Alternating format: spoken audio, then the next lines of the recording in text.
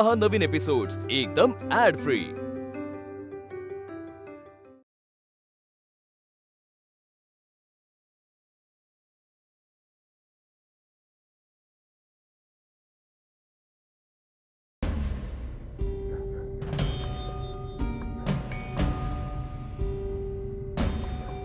सापडली म्हणायची शेवटी सखू। बयोमुळे सापडली हो, सापडेपर्यंत स्वस्थ नाही बसली। अशी जिद्द हवी। पण ही एकटीच का गेली रानात?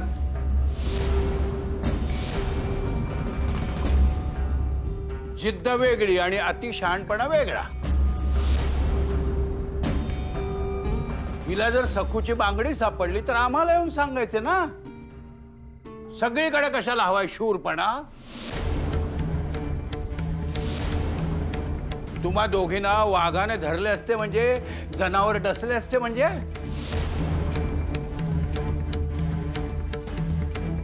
नका हो असे बोलू। आल्यात ना दोघी सुखरूप, नको ते विषय। झाले यांचे सुरू। अहो वहिनी, हे वय आहे का शूरपणा गाजवायचे? आणि बाईच्या जातीला शोभते का हे वागणे? वडीलधाऱ्यांचा सल्ला घ्यायचा सोडून ही कुठली वागण्याची तऱ्हा? आयत्या वेळी भल्या भल्यांना सुचेनासे होते, तिथे बयोची काय पत्रास? सखूच्या काळजीपोटीच गेली असणार ती रानात। अहो पण एक करता भलतेच काही झाले असते म्हणजे। शेवटी तो नियंता जे ठरविल तेच व्हायचे। तुम्ही आम्ही निमित्त मात्र। मग काय, आता बोलणेच खुंटले।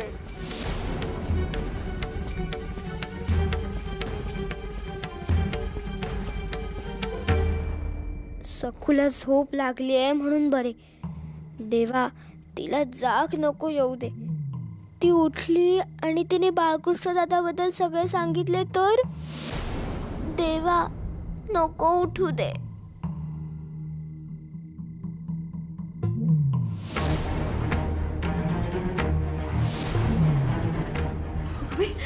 सखू, अगो बाई,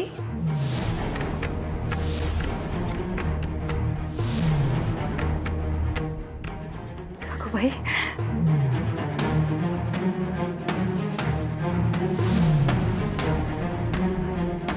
पटवर्धन काका। सध्या काका नमस्कार करतो। अरे तू यावे इथे? सगळं काही ठीक आहे ना? म्हणजे हो देखील आणि नाही देखील। म्हणजे मी समजलो नाही। काका, तुमच्या चांगुलपणावर आणि या बाबतीतील तुमच्या विचारांवर भरोसा ठेवून तुमची परवानगी न घेता मी एक गोष्ट केली आहे। सध्या मला खरंच काही अजूनही कळलेलं नाहीये। अरे माझे कोणत्या बाबतीतले विचार? आणि माझी परवानगी न घेता असं तू काय केलंयस? सांगतो, या आत या।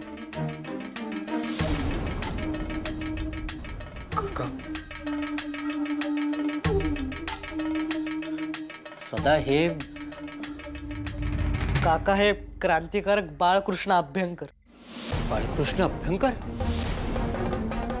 काका, मला माहिती आहे तुम्ही गेले बरीच वर्ष क्रांतिकारकांना सहाय्य केले आहे। बयोचे आजोबा बल्लाळराव परचुरे तुमचे मित्र होते।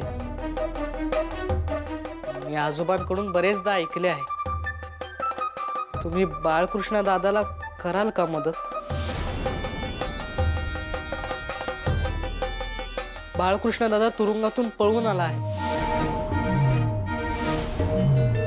त्याला उमेला भेटायचे आहे। सदा तू काय करतोयस याची कल्पना आहे तुला? हो, मला ठाऊक आहे की बाळकृष्ण दादा उमेला भेटला तरच ती वाचेल, अन्यथा तुम्हाला माहिती आहे तिने काय केले होते। वास्तविक मी वल्लभपंत जोगांना खूपदा समजवले होते हे लग्न योग्य नाही म्हणून, पण त्याने नाही केलं। शंकरराव तर ऐकण्याच्या पलीकडचे। उमाच्या आयुष्याची माती केली आहे त्यांनी। खरं तर बाळकृष्ण उमेसाठी सर्वतोपरी योग्य होता। अजूनही वेळ गेलेली नाही काका। मला कल्पना आहे बाळकृष्णकडे घरदार नाही, पण तरी तो करेल सगळं नीट. त्याचा चेहराच सांगतोय मला. खरंच माझे आशीर्वाद आहे तुझ्या पाठीशी. काका, तुम्ही एवढे वयस्कर, पण तुमचे विचार काळाच्या पुढचे आहेत. नुसतेच विचार, कृती नाही करता आली फारशी. असो सदा, त्याला आजची रात्र इथंच राहू दे. आणखी एखादा दिवस राहिला तरी हरकत नाही, पण जास्त दिवस मी याला इथे ठेवू शकत नाही. कारण तुला कल्पनाच आहे, मी झोळाई देवीच्या मंदिराच्या समितीचा अध्यक्ष आहे. त्यामुळे इथं नेहमीच लोकांचं येणं जाणं असतं. त्यामुळे हा इथे सुरक्षित राहू शकणार नाही. धोका नको. काका, आजची रात्र मी इथे राहतो. उद्याचं काय ते आम्ही ठरवू. ठीक आहे. खुशाल आपलंच घर समजून राहा. ऋणी आहे. खरं तर मी ऋणी आहे. तुझ्यासारख्या चांगल्या मुलाची पाठराखण करण्याची मला संधी मिळाली. हे सारे बयोच्या आजोबांकडूनच आले. काळाच्या पुढचा विचार आणि तरी प्रपंचाच्या जबाबदारीचे भान. असा समतोल माणूस. त्यांच्याकडून जर मी हे सारं शिकलो. आणि त्र्यंबक साने मात्र गोऱ्या साहेबांशी जुळवून घेत राहिला. बयोच्या अंगात आजोबांचं रक्त आहे आणि म्हणूनच ती धीट आणि हुशार आहे. सदाला अगदी उत्तम जोड मिळाली. सदा याला घर दाखव आणि परत दाराजवळच्या खोलीत ठेव. म्हणजे दगा झालाच तर मागच्या दाराने पोबारा करता येईल. काका, धन्यवाद. जा, याच्याबरोबर जा.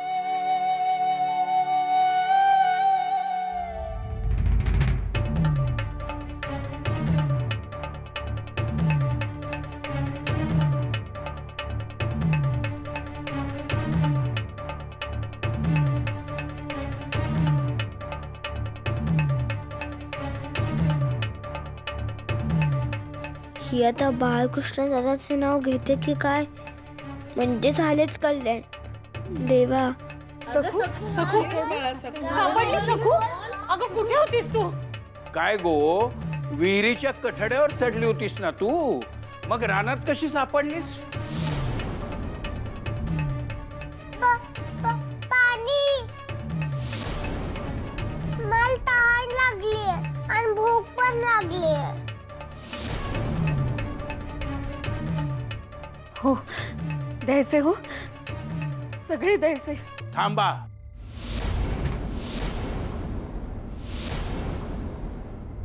आधी कळू दे, ही रानात गेली कशी?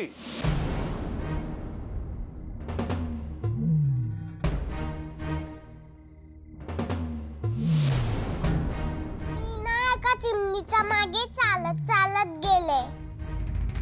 आधी ती जमिनीवरून उड्या मारत गेली. मग बुरकर उराली.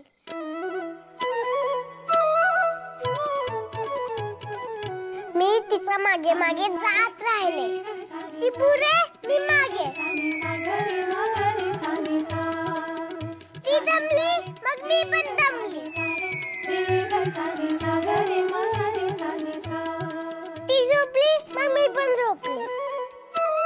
आता तुम्ही पण झोपा.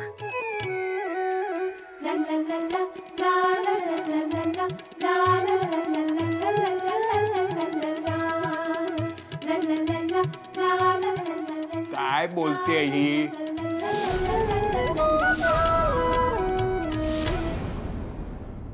नेमकी एकाच चिमणीच्या मागे ही कशी जाईल?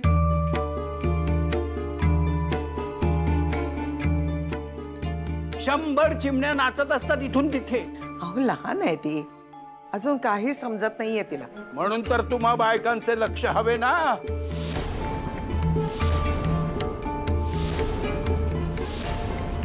एवढीशी पोर एकटीच कशी चालत जाईल रानात? कोणीतरी हटकेलच ना वाटेत. हिला कोणीतरी रानात उचलून नेली असणार अशी शंका आहे माझ्या मनात.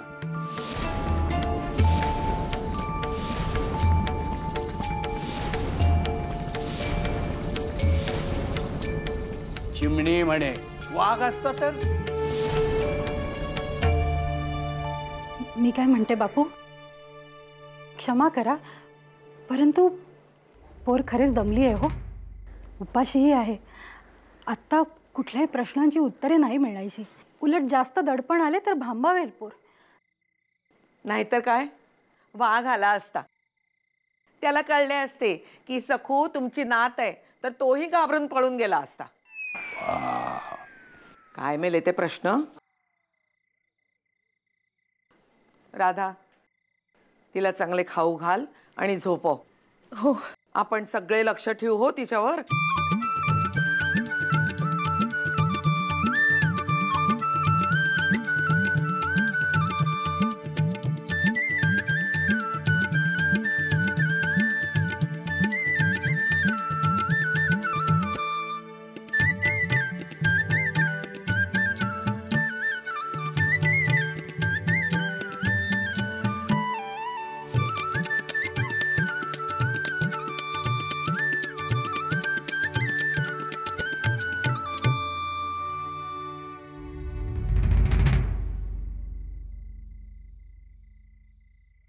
आलात?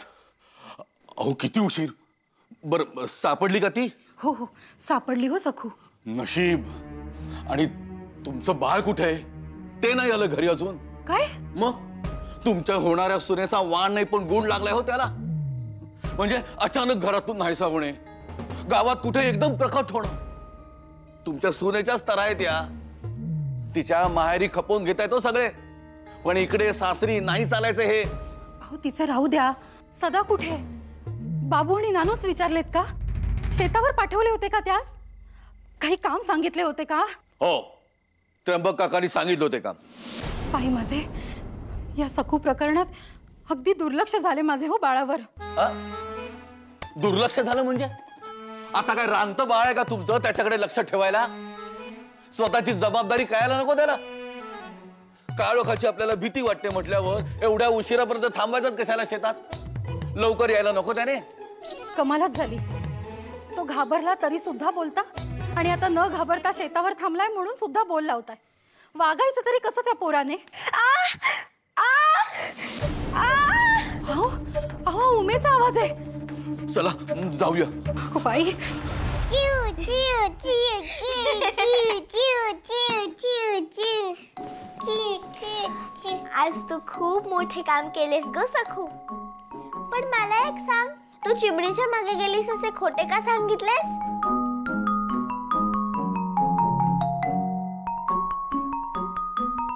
अगं, बाळकृष्ण दादाबद्दल कोणाला सांगायचं नाही असे तू सांगितले होतेस ना? नाही का? दादा आपल्या घरी राहत होता तेव्हा, म्हणून मी चिमणीची गोष्ट सांगितली. नाहीतर सगळे तुलाच ओरडले असते ना. मला ओरडा बसू नये म्हणून तू खोटं बोललीस. हो. क्षमा कर सखू मला. आज माझ्यासाठी तुला खोटे बोलावे लागले. नाना, आई, आजी सगळे सांगतात चांगल्यासाठी खोटे बोलले तर काहीच हरकत नाही. पण तुझ्यासारख्या चिमुकलीला खोटे बोलावे लागले, याचे मला फार वाईट वाटते. पण तुला खरं सांगू, आपण हे सगळं आपल्या उमातेच्या आनंदासाठी करतो आहोत. आणि बाळकृष्ण दादा पण खूप चांगला आहे, त्याला वाचवायलाच हवे. पण मला क्षमा कर, खूप मोठी हो. सगळ्यांची काळजी घे, ते नेहमी तुझ्या पाठीशी राहील. तू चांगल्यासाठी खोटे बोललीस हे देवाला ठाऊक आहे. झोलाई देवीचा दो दो, झोलाई देवीचा दो दो. उमे, अहो चंदाताई, मी उमाच्या किंचाळण्याचा आवाज ऐकला. बरी आहे ना होती? म्हणजे परवासारखे काही विपरीत नाही ना केले?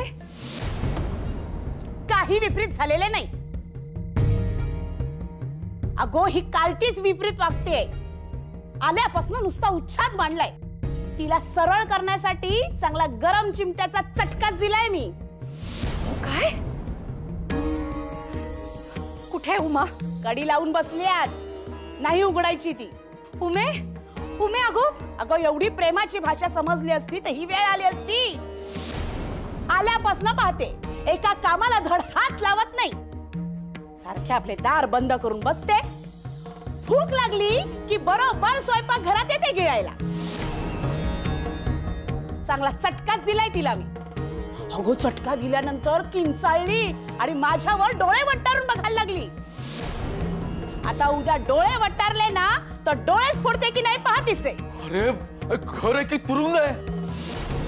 वल्लभ पंत काय चालवलंय काय तुम्ही? एकतर आधीच लहान वयाची मुलगी करून घेतली. तिला प्रेमाने सांभाळायचं, आपलंसं करून घ्यायचं, याऐवजी मारझोड करताय.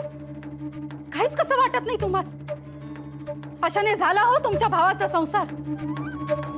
चंदाताई, अहो तुम्ही फक्त 4 दिवसांच्या पाहुण्या आहात. त्या उमेश उभा जन्म काढायचा या घरात. या घराबद्दल, या घरातल्या माणसांबद्दल तिला प्रेम वाटायला नको? अहो आल्या दिवसापासून बघतेय मी, येता जाता नुसती मारझोड करताय. एकदा तरी प्रेमाने बोललाय तुम्ही तिच्याशी? अहो इथे तुमच्या भावाचा संसार मांडायला आलाय का उद्ध्वस्त करायला? खूप बोलली सुलोचने. आणि काय गो, आमच्या घरातल्या उचापती तुला काय करायच्या आहेत गो? मला काय करायच्या? मला काय करायच्यात? तू जरी त्यांची सख्खी बहीण असलीस ना तरी त्याच्यापेक्षा जास्त जवळची बहीण आहे मी जोगांची. गेली 25 वर्ष जेव खाऊ घालते मी त्यांना एका मोठ्या भावाप्रमाणे. त्यांच्या आधीच्या बायका आजारी असायच्या, मग एक एक करून त्या देवा घरी गेल्या. तेव्हा आमच्या मामांजींसकट घरातल्या साऱ्यांनी काळजी घेतली हो जोगांची. तेच चुकलंय आपलं. चल जाऊया आपण इथून. कारण त्या वल्लभ पंतांची हिंमत होत नाहीये आपल्या बहिणीला 4 शब्द ऐकवायची. उलट मी तर म्हणेन ही सुलोचना एवढी मला चुरू चुरू बोलते तरी हा गप्प कसा? बाई बाई बाई बाई बाई, आपल्याच घरात आपल्याला किंमतच राहिली नाही. आता तूच सांग, या घरात मी राहायचंय की या सुलोचनेचा आवाज चालणार आहे? मी काय म्हणतो चंडे? चंडे नाही, चंदे. चंदा नाव आहे हो माझं. अगं म्हणजे तू चंडिकेचा अवतार आहेस ना, म्हणून म्हटलं हो चंडे. कसं आहे, आपली उमा नाजूक प्रकृतीची आहे. असा चटका देणे योग्य नाही. वल्लभ पंत घाबरताय काय असे? बोला ना काय ते. उमा जर चुकली असेल तर तिला शिक्षा करा, कोंडून ठेवा, उपाशी ठेवा हवं तर. पण मारणं आणि चटका देणं योग्य नाही. हो तेच सांगतोय मी. हे बघ चंडे, मला काय वाटते, आता माझे लग्न कार्य उरकलेले आहे, तेव्हा तू तुझ्या सासरी जावे हे उत्तम नाही का?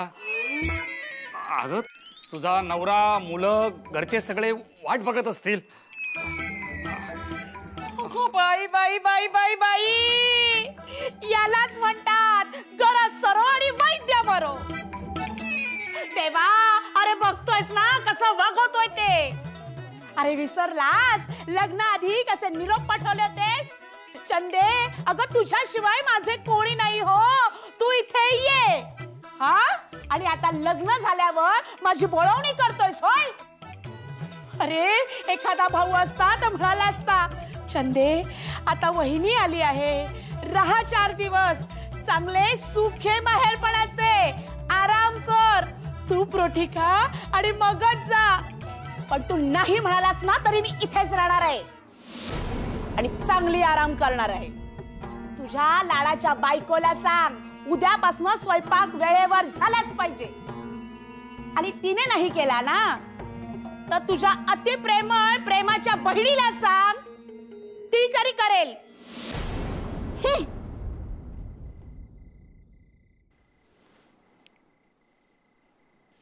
वल्लभ पंत, आमच्या परीने जे करायला हवे ते आम्ही केले. आता उमेश सांभाळणे तुमचे कर्तव्य आहे. मात्र पुन्हा असा प्रकार घडता कामा नये. बजावून ठेवतोय. चला हो.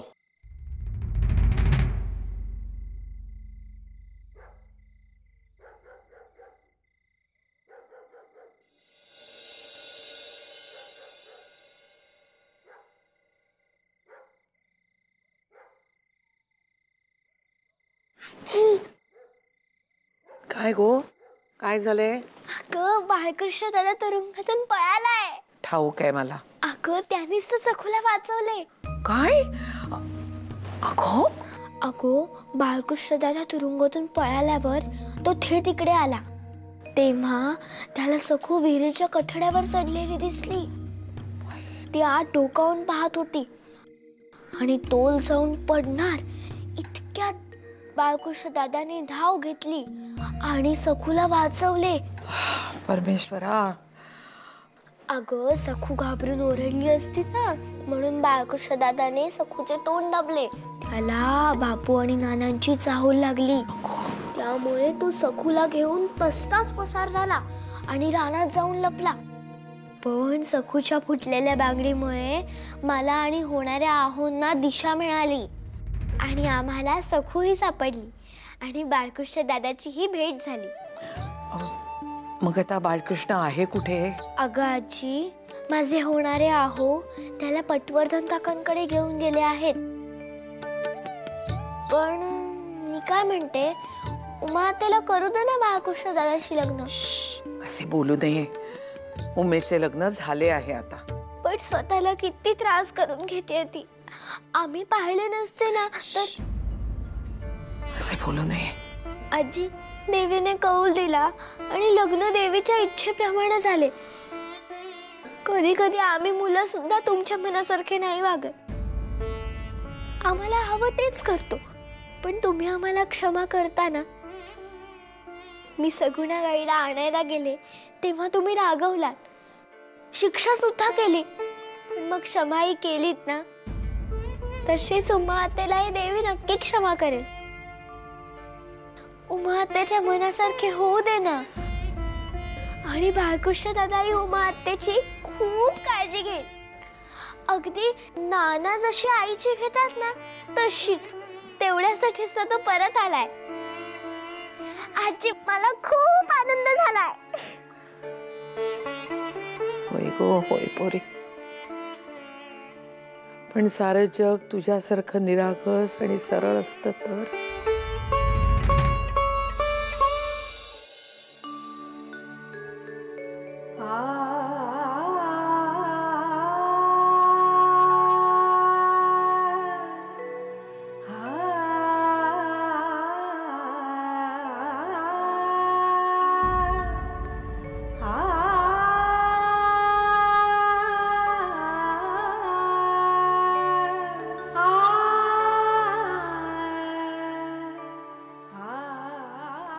हे घे, त्या चट्ट्यावर हा कोरफडीचा गर लाव, गार वाटेल. नकोय मला. हे बघ उमा, आता आपले लग्न झाले आहे. हे तुझेच घर आहे. खाणे पिणे कपडा लत्ता कशाला काही कमी नाही. आपण गडी माणसांना पुन्हा बोलवू. तुला काडीचेही काम करावे लागणार नाही. फक्त ना तू नीट वागलीस तर चंदाताई निघून जाईल आणि आणि मग हे सारे तुझेच आहे. नाही, नाही जाणार त्या. माझा जीव घ्यायला झाले. अगं गैरसमज आहे तुझा आणि चंदेचाही. हे बघ, ती चंदा तुला घालून पाडून बोलते, तुला मारहाण करते, म्हणून तुला वाटते ती तुझा जीव घेईल. पण तसे नाहीये. आपण नीट वागलो ना तर जीव लावणारी आहे माझी बहीण चंदा. पण तू अशी घुम्यासारखी, म्हणजे अशी शांत शांत राहिल्यावर तिचा पारा चढतो.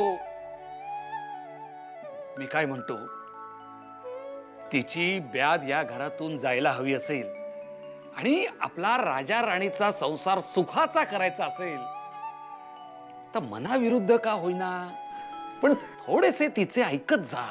नाही, मी नाही ऐकून घेणार. त्यांनी मला एक चटका दिलाय ना, आता त्यांना 4 चटके दिल्याशिवाय मी नाही गप्प बसणार. उमे, अगं ऐक माझं. उमे, अरे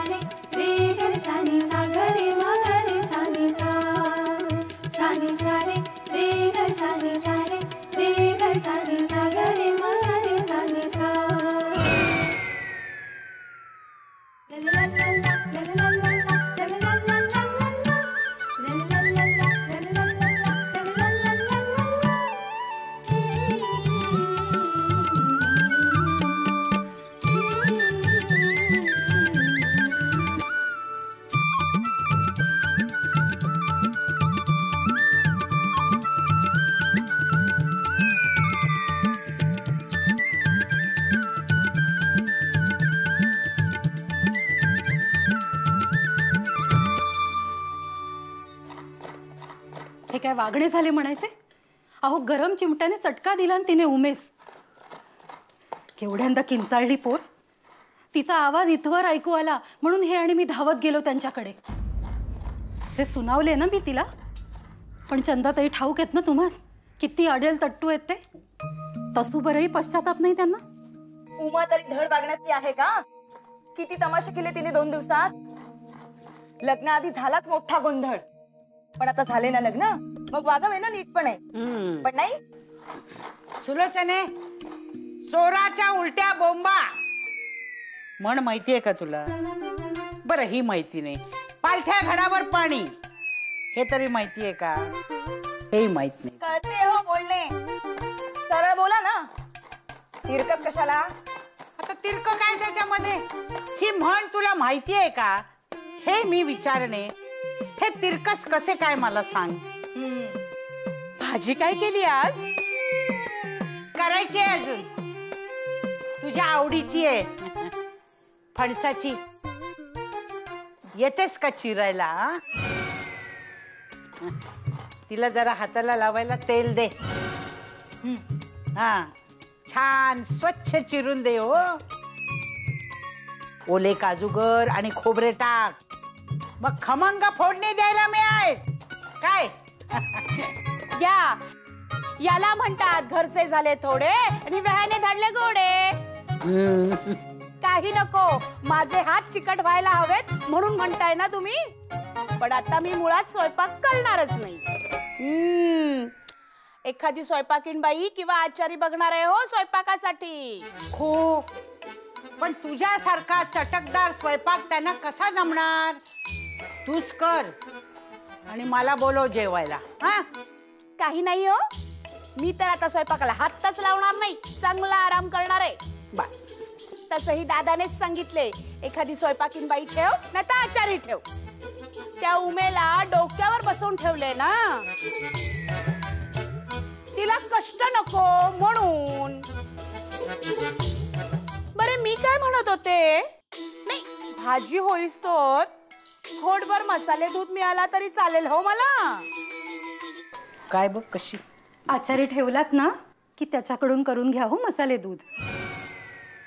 जोपर्यंत तुम्ही उमेशी नीट वागत नाही तोपर्यंत ह्या घरात तुमचा पाहुणचार होणार नाही. या तुम्ही.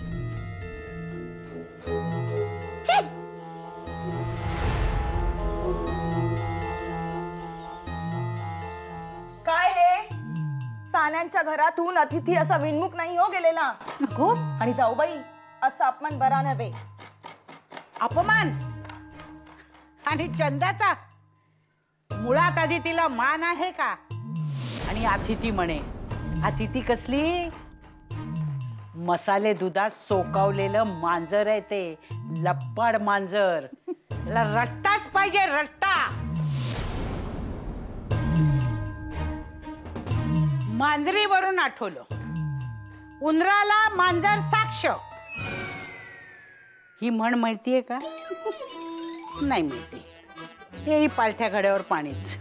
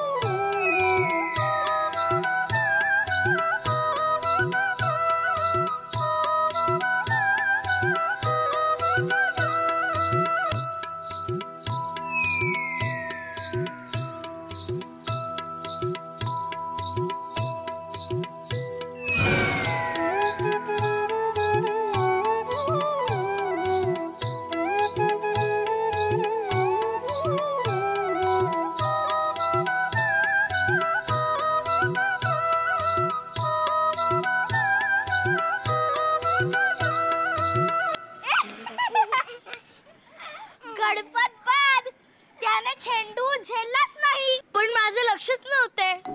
खोटे बोलतो आहेस. तुझे लक्ष होतेच. नाहीच मुळी. होयच मुळी. नाहीच मुळी. होयच मुळी. नाहीच मुळी. होयच मुळी. नाहीच मुळी. होयच मुळी. होयच मुळी. ए तू कशाला मध्ये बोलतेस का?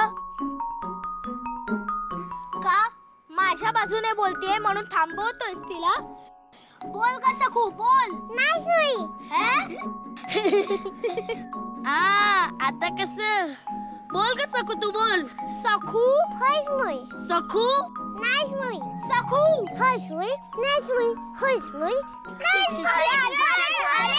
अरे थांबा, आपण नवीन डावाला सुरुवात करूया. चला गोल करा बरे. अहो अहो आलेच मी, तोपर्यंत तुम्ही खेळा. तुम्ही चला खेळायला. अहो मला तुम्हाला काहीतरी महत्त्वाचं सांगायचे आहे. काय झाले? आपल्याला बाळकृष्ण दादासाठी काहीतरी करायचे आहे, होय ना? होय. आता चंदा काकू आमच्या घरी येऊन गेले, तेव्हा मी त्यांचे बोलणे ऐकले आणि त्यावरनं मला एक कल्पना सुचली आहे.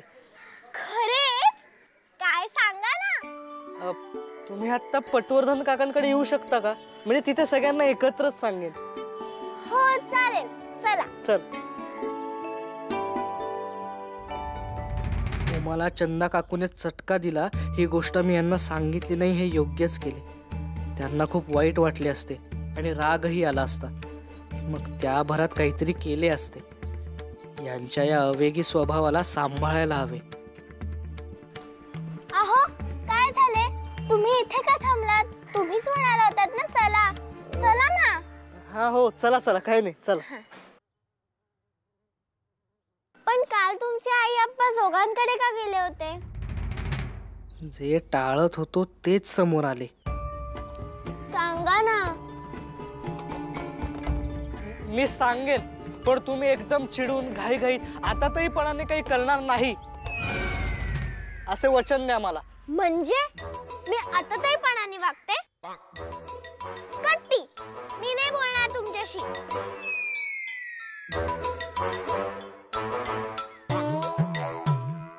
अहो आता काय करावे? देवाला जे योग्य वाटेल तेच तो करतो. फक्त त्याला वेळ द्यायला हवा आणि त्याच्यावर विश्वास ठेवायला हवा. त्रागा करता कामा नाही, कळले?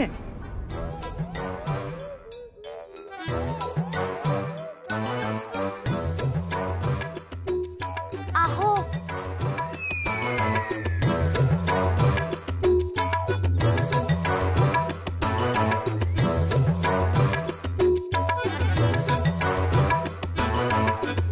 काय झाले? दिले वचन. आत्ता कशी उपरती झाली? आजीने सांगितले होते कसे वागायचे, त्याची आठवण झाली. सांगा ना. काल चंदा काकूने उमेला चटका दिला. काय? आत्ताच्या आत्ता जाते आणि अहो थांबा, तुम्ही मला वचन दिले आहेत की आतातहीपणा करणार नाही म्हणून. पण मी गप्प बसणार नाही. होय, मलाही आलाय राग, पण हे असेच घडणार. चंदा काकू उमाला आणि आपण चंदा काकूला मारत बसायचं का? यावर कायमचा उपाय काढायला हवा आणि लवकरात लवकर बाळकृष्ण दादा आणि उमाने इथून जायला हवे. पुण्यास माझे मित्र गोविंदराव त्या दोघांना नक्की मदत करतील आणि गरज पडली तर मीही जाईन. मावशीकडे जायचे आहे राहायला असे सांगून. हो हो, असेच करूया. आजच झाडूया त्यांना. अहो पुन्हा घाई. अहो हे बोलणे सोपे आहे, पण करणे महाकठीण. शिपाई पाळतीवर आहेत. ते खरेच, पण आपण दोघे मिळून काढूच काहीतरी युक्ती, होय ना? होय.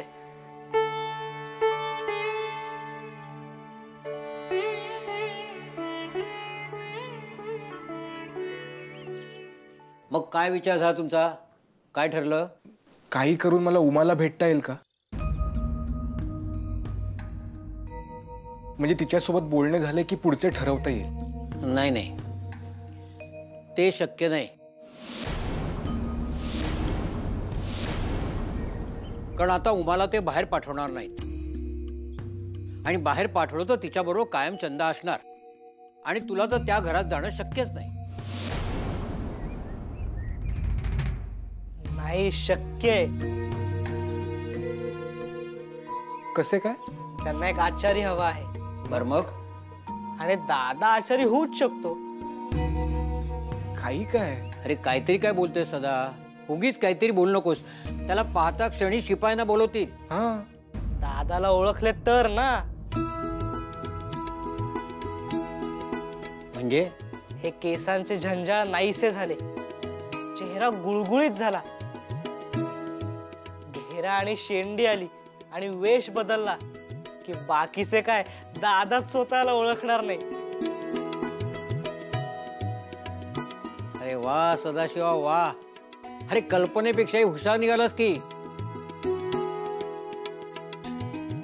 चेहऱ्याहून तो साधा सरळ वाटतोस, पण अंगी नाना कळ आहेत तुझ्या. म्हणूनच आमचे हे मला फार आवडतात.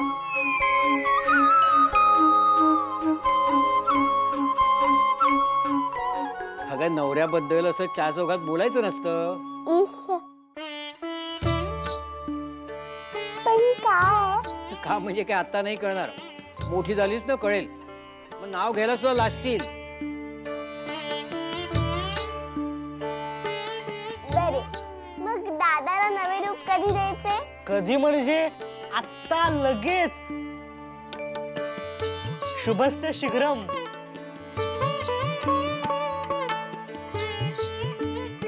मला तरी बाई खूप गंमत वाटते. बाई हो, पण तू एक काम कर, तू दारावर जाऊन पहारा दे. तिथे कोणी आलं ना तर त्याला बोलण्यात गुंतवून ठेव. तोपर्यंत आम्ही याचं रूप बदलतो. बाई पण काका सुशीला ताई कुठे? हा ती ना, ती माझ्या बहिणीकडे गेली आहे, तिच्या आत्याकडे. आज येईल. बरे.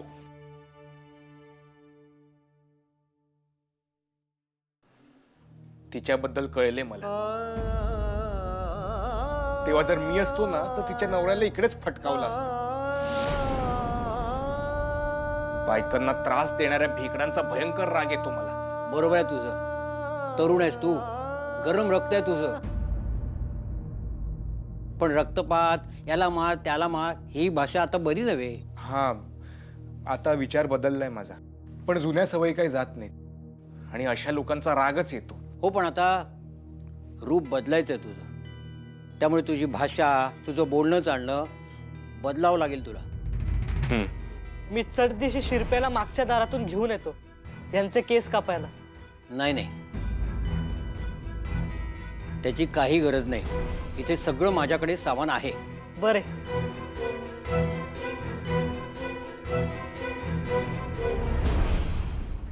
कसा दिसतो सर बाळकृष्ण दादा? अहो, ही बयो इथे काय करतेय? काय ग बयो, तू काय करतेस इथे पटवर्धनांच्या अंगणात?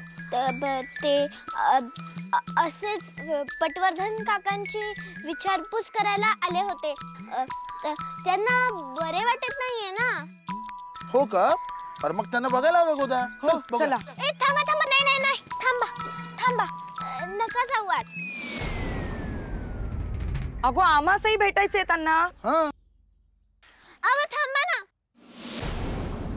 मला सारखे मोठ्यांशी खोटे बोलावे लागते आहे.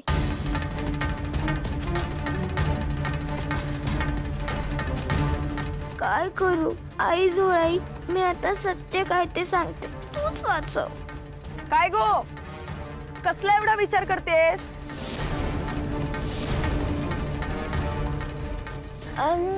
ते म्हणजे आत पटवर्धन काका आहेत, आमचे होणारे आहो आहेत आणि त्यांचे मित्र आहेत.